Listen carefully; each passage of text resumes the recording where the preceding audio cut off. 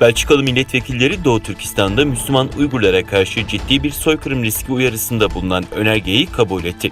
Son yıllarda başta batılı ülkeler olmak üzere birçok devlet Pekin'in bölgedeki insan hakları ihlallerini kınıyor. Çevreci bir milletvekilinin Ajans France Presse verdiği demeçte Dış İlişkiler Komitesi'ndeki oylamadan çıkan sonucun 1 Temmuz'da Temsilciler Meclisi'ndeki genel kurul toplantısında oylanması gerektiğini söyledi.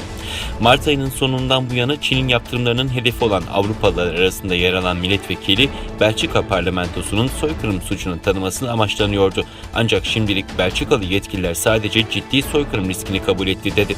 Ana metin her ne kadar hafifletilse de milletvekili bu oylamanın birkaç ay önce tahmin edilemeyen tarihi bir gelişme olduğunu ifade etti.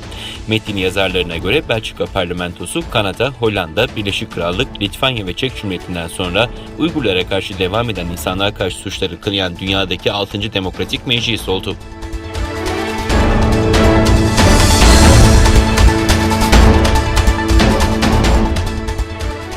Çin'in Riyad Büyükelçisi'nin ülkenin İslam İşbirliği Teşkilatı'ndaki ilk resmi temsilci olarak atandığı öğrenildi.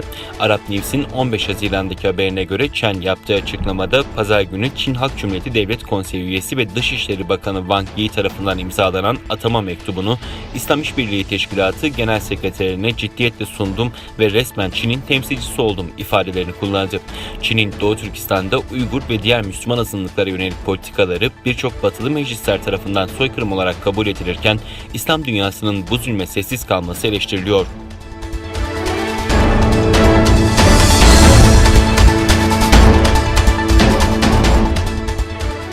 NATO'nun Çin'i tehdit olarak görmesine karşılık veren Çin'in AB misyonu NATO zirvesinin sonuç bildirisine yönelik bunun bir soğuk savaş zihniyeti olduğunu söyledi.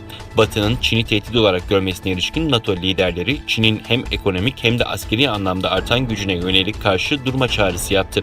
Aynı zamanda Çin'deki otoriterleşme eğilimlerinin tehdit olarak görüldüğü açıklanmıştı. Çin'in AB misyonu Salı günü internet sitesindeki bir yayında NATO'nun açıklamasını Çin'in barışçıl kalkınmasına iftira attığını ve uluslararası durumu yanlış değerlendirdiğini söyledi. NATO'yu iftiracı olarak nitelendirdi. Geçtiğimiz hafta sonu G7 zirvesinde liderler Çin'in Uygurlara yönelik insan hakları ihlalleri, Hong Kong ve Tayvan meselelerini gündeme getirmiş, Çin'e karşı Batı ittifakının sinyallerini vermişti.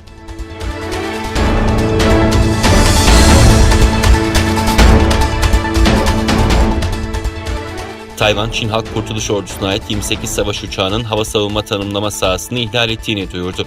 Tayvan Hava Kuvvetleri'nden konuya ilişkin yapılan açıklamada Çin askeri uçaklarının Tayvan'ın güney ve batı açıklarına seyrettiği kaydedildi ve bu ihlalin bugüne kadarki bir günde en çok savaş uçağıyla yapılan girişim olduğu belirtildi. Öte yandan Tayvan basınında yer alan haberlerde Çin savaş uçaklarının bölgeden ayrılması için uyarılarda bulunan Tayvan'ın savaş uçakları ve hava savunma sistemlerini harekete geçirdiği ifade edildi. Çin savaş uçakları Tayvan havasını ihlali G7 ve NATO zirvelerinin ardından geldi.